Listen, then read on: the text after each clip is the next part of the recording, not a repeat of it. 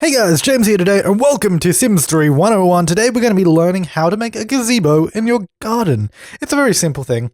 There's a few ways you can do it, of course. If you have the Sims 3 University, I would suggest using either this fence here, hang on, let me drag it up for you, that one there, or even this one here. These are two like pretty much perfect fences. This one here is not University, this one is Supernatural, so you might have this one. This one's probably better than the University one.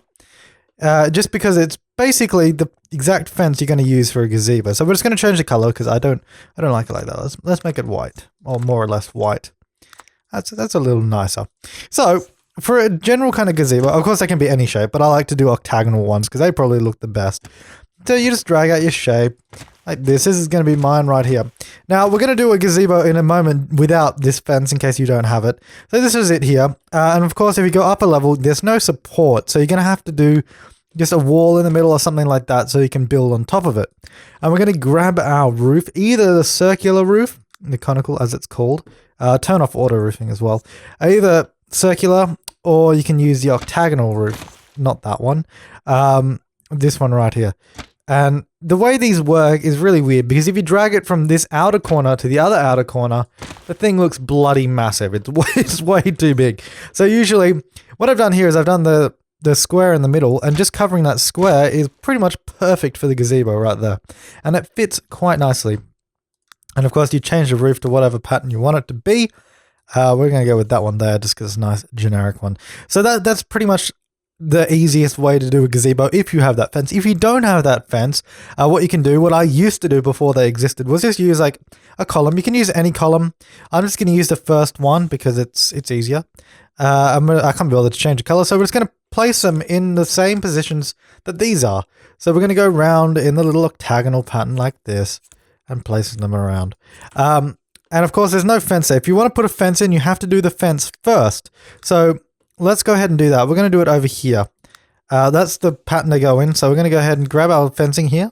This is the one that matches best with it, I believe. So we're going to do our little fence in the same pattern we did the other one. So in the little octagonal shape like that. Now, what you'll notice when you start to grab these columns, they're not going to place there. So you need to open up the cheat window and type in move objects on. And now you can place them wherever you want. So we're going to place them over all of the fence posts and fill in all of the little, where they are really. So then it makes a fence that looks like that one over there. But it isn't, obviously. And this one, you don't need to do the square in the middle because they already have support. So we can just go ahead and chuck our roof on top of that exactly the same way as we did before. It's going to be like that. It's going to go straight on top like that. And now we have a gazebo. Of course, you can open it up wherever you want. Just keep in mind, you can't put the fence back unless you remove the columns. So just keep that in mind. And of course, this one over here is easier just because that's just the fence and it makes it an easier job to do. So we can remove that wall in the middle. Right there.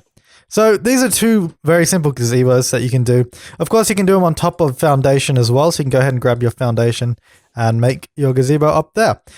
These are really nice to put in your gardens. I've done this in a few of my houses, specifically Victorian houses I've done them in. They seem to work very well and fit in quite nicely. And that's not wanting to go there for whatever reason. There we go. And yeah, they seem to fit in really nicely. You can do them in parks as well. I just thought this would be a nice little tutorial to show you. It's not so much a tutorial as it is showing you a design that you could use. That's probably a better way to put it. It's just showing you a design, not so much a tutorial. But yeah, so of course you can do it up here on top of a foundation as well. And do the same thing as we did before. So that's just a little simple gazebo design. I do have it being used in one of my houses just over here. You can actually see it. Anyway, here it is in the back garden. The roof on this one is a little bigger. It's a bit different. It's basically the same thing. The roof is just a little further out. And I've done sunflowers around it to make it look like it's got vines growing up or something like that. And got all these beautiful little flowers everywhere as well, making it look nice and colorful, really. It's just a nice little Victorian house right here.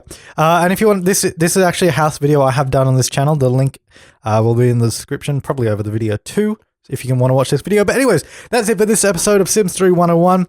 If you have any suggestions for tutorials or anything you want to learn how to do, post it in the comments below and hopefully I'll get around to it. So anyways, guys, thanks for watching and I'll see you next time.